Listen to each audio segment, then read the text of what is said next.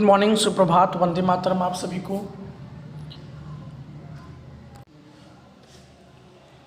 आज के इस वीडियो लेक्चर में मैं आपको ई फाइलिंग, ई बुकिंग, ई स्टैंपिंग, ई गवर्नेंस इत्यादि चीज़ों को इस वीडियो में पढ़ाने वाला हूँ। कल के वीडियो में हम लोगों ने ई ऑक्शन यानी जो ऑनलाइन बिडिंग होती है, ऑनलाइन जो खरीदी बिक्री कोई चीज़ें सेल की जाती हैं, जैसे मैंने आपको OLX का भी उदाहरण दिया था। एक ऐसी वेबसाइट है जिस पर हम अपनी कोई वस्तु बेच भी सकते हैं और यहाँ से खरीद भी सकते हैं। ई ऑक्शन अर्थात कि मैंने आपको बताया भी था, इलेक्ट्रॉनिक माध्यमों से होने वाली नीलामी, इलेक्ट्रॉनिक माध्यमों का उपयोग करके किसी चीज़ को बेचा जाता हो। कल के वीडियो में आप लोग देख लीजिए, अगर कोई पॉइंट छूट गया हो तो आप लोग रिपीट देखिएगा, जरूर आपको समझ में आ जाएगा। चलिए फिर स्टार्ट करते हैं।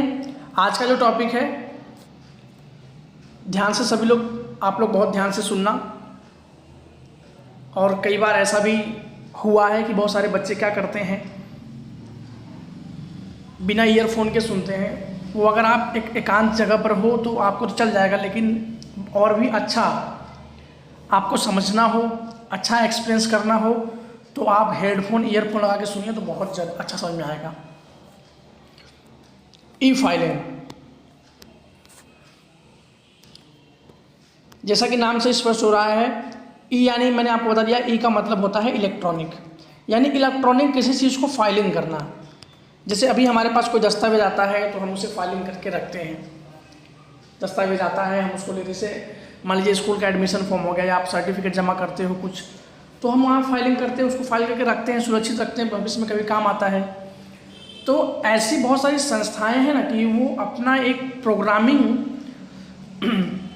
के अंदर जो सूचनाएं हमें भरना होता है, अगर हम वो प्रक्रिया ऑनलाइन करते हैं तो वो ई फाइलिंग होता है। ज़्यादातर की इस प्रकार की जो सूचनाएं हैं वो टैक्स डिपार्टमेंट देती हैं। पढ़ते हैं तो हमें और भी क्लियर हो जाएगा। यदि संस्था द्वारा निश्चित किए गए कंप्यूटर प्रोग्राम में आवश्यक सूचना भरकर उस सूचना को संलग्न दस्तावेजों के द्वारा संबंधित वेबसाइट पर अपलोड करके यदि कोई सूचना भेजी जाए तो उसे ई फाइलिंग के नाम से जाना जाता है। यानी हम क्या यहाँ देख रहे हैं कि किसी भी संस्था द्वारा निश्चित किए गए कंप्यूटर प्रोग्राम पर, यानी उनका प्रोग्राम निश्चित होगा कि इस वेबसाइट पर, इस प्रोग्राम में जाकर आप हमें ई फाइलिंग कर सकते हो। तो जो भी सूचना विवरण भरना हो वो सूचना भरकर, और उस सूचना में यदि कुछ दस्तावेजों को जोड़ना हो तो उस दस्तावेजों को जोड़कर उनकी जो वेबसाइट होगी उस वेबसाइट पर जाकर हमें अपलोड कर देना होता है। फिर हमारी जो सूचनाएं हैं संबंधित संस्था को पहुंच जाती हैं, जिन्हें हम सूचना भेजना चाहते हैं, उसे ही ई फाइलिंग के नाम से जाना जाता है। ई फाइलिंग हेतु संबंधित वेबसाइट पर पंजीकरण कराना पड़ता है। यानी सबसे पहले ई फाइलिंग के लिए जिस वेबसाइट पर आप ई फाइलिंग करना चाहते हो, सपोज दैट मान लो टैक्स डिपार्टमेंट में करना चाहते हो, तो आपको टैक्स डिपार्टमेंट पहले आपका रजिस्ट्रेशन कराना होगा, मोबाइल नंबर डालकर, ईमेल आईडी डालकर रजिस्ट्रेशन कराना होगा, या जो भी जानकारी मांगी जाएगी वो जानकारी भरकर आपको रजिस्ट्रेशन करवाना होगा। फिर रजिस्ट्रेशन होने के बाद, देखो पंजीकरण को इंग्लिश में रजिस्ट्रेशन कहते हैं, इसलिए मैं रजिस्ट्रेशन शब्द यूज कर रहा हूँ। रजिस्ट्रेशन होने के बाद सूचना प्रेषक का एक खाता बनता है, यानी सूचना भेजने वाला, प्रेषक यानी भेजने वाला, तो सूचना भेजने वाले का एक अकाउंट बन जाएगा और वो उसका उपयोग सूचना प्रेषक पासवर्ड द्वारा कर सकता है। यानी फिर उसे एक पासवर्ड भी दे दी जाएगी संस्था के द्वारा, और सूचना प्रेषक जब भी सूचना भेजेगा तो वो पासवर्ड का उपयोग करके सूचना को भेज सकता है। क्लियर। ज़्यादातर चुंगी विभाग जो कर होता है, ये बंदरगाह पोर्ट पे लगाया जाता है, चुंगी विभाग आयात निर्यात पे जो लगाए जाते हैं। कर विभाग और अन्य संस्थाएं ई फाइलिंग की आधुनिक सेवाएं देती हैं और उनका उपयोग भी करती हैं। ज़्यादातर चुंगी विभाग, कर विभाग और अन्य संस्थाएं भी जो ई फाइलिंग की सेवा देती हैं और प्राप्त करती हैं। अब है ई बुकिंग। आप लोग इससे भली भांति परिचित होंगे। इलेक्ट्रॉनिक बुकिंग, आप में से कई सारे लोगों ने ऑनलाइन मूवी का टिकट, ऑनलाइन रेलवे टिकट या एरोप्लेन का टिकट भी बुक किया होगा। बस वही है ई बुकिंग। ऑनलाइन आप उसका भुगतान भी कर देते होंगे। जो जैसे आपने ऑनलाइन मूवी टिकट जब भी बुक किया होगा तो ऑनलाइन पेमेंट भी करना होता है, फ़ोन पे, गूगल पे या जो भी क्रेडिट कार्ड, डेबिट कार्ड से हम भुगतान कर देते हैं रकम का, वो तो आप इससे भली भांति परिचित हैं। यानी यहाँ पर समय व स्थान के बंधन से मुक्त इलेक्ट्रॉनिक माध्यमों के उपयोग से इंटरनेट द्वारा, यानी यहाँ भी समय व स्थान के बंधन से मुक्त हैं आप, यानी समय व स्थान की ज़रूरत नहीं। किसी भी समय किसी भी स्थान से आप किसी भी समय किसी भी स्थान से इलेक्ट्रॉनिक माध्यम का उपयोग करके इंटरनेट द्वारा रेलवे, हवाई जहाज़ की यात्रा टिकट या सिनेमा या किसी भी प्रोग्राम की टिकट का आरक्षण किया सकता है, मतलब रिजर्वेशन किया जा सकता है।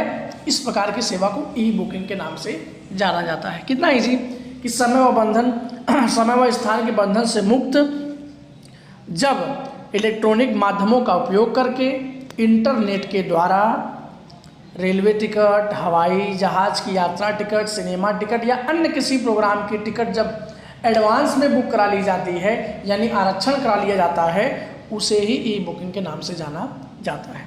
ई बुकिंग को ई रिजर्वेशन भी कहते हैं। याद रखिएगा, आप लोग कभी भी एमसीक्यू में पूछ सकता है। ई बुकिंग को ई रिजर्वेशन के नाम से भी जाना जाता है। ई बुकिंग द्वारा आरक्षित की गई टिकट बुकिंग करता के ईमेल अथवा मोबाइल में ई टिकट के स्वरूप को भेज दिया जाता है।